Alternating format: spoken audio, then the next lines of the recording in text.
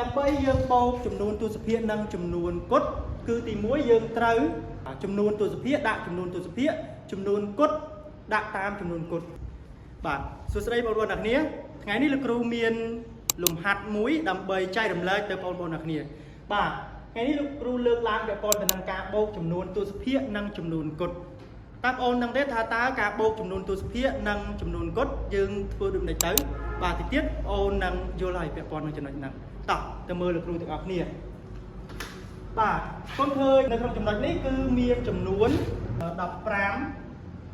បាទ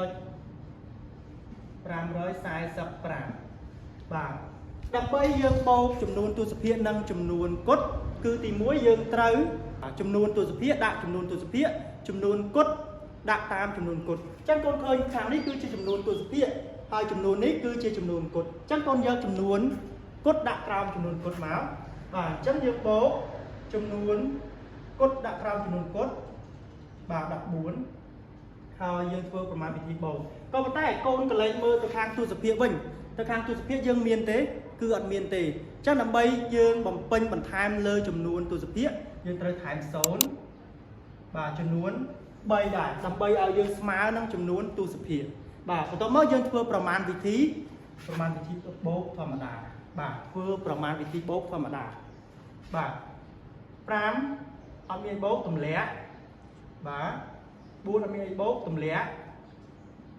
5អត់មានអីបូកគឺទម្លាក់ដែរបាទចុចនេះកូនកុំភ្លេចទម្លាក់ដែរបាទចុចបន្ទាប់មកកូនបូកបន្តទៀតចំនួនខាងចំនួនគត់5បូក4គឺ9 1បូក1គឺ2បាទនេះគឺជាចម្លើយនេះចម្លើយរបស់យើងគឺចម្លើយកបាទយើងទៅសេចូលមកបាទ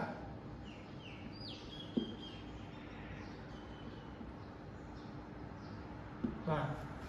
ចុះលោកគ្រូសូមទៅធ្វើលំហាត់មួយទៀតគឺលំហាត់ខគឺ52ចុចឲ្យ425បាទបូកឲ្យ19អញ្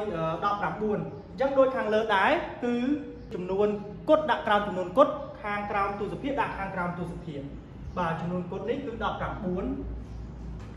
បាទចំនួនគត់បើអត់មានទេកាលណាបើសិនជាយើងបូកចំនួនគត់និងទស្សភាគណាយើងដាក់ក្រោមចំនួនគត់ដាក់ក្រោមចំនួនគត់ចំនួនទស្សភាគដាក់ក្រោមចំនួនទស្សភាគតែខាងនេះគឺអត់មានចំនួនទស្សភាគទេអញ្ចឹងហើយយើងត្រូវ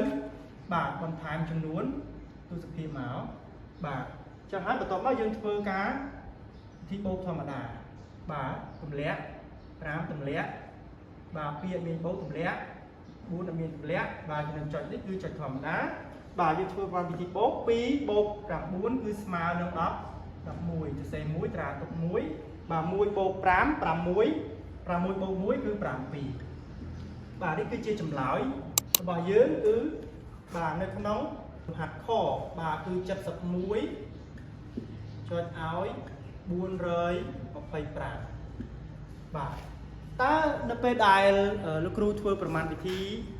បូកចំនួនទស្សភាគនិងចំនួនគត់តើបងអូនយល់ឃើញយ៉ាងម៉េចដែរតើយល់ដែរទេចំពោះការកណនារបស់លោកគ្រូបាទសម្រាប់មួយនេះគឺ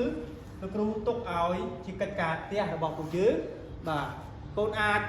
ទៅហាត់ធ្វើលំហាត់នេះរួចហើយកូនអាច comment ទម្លាក់ឲ្យលោកគ្រូនៅខាងក្រោមបានណាអរគុណ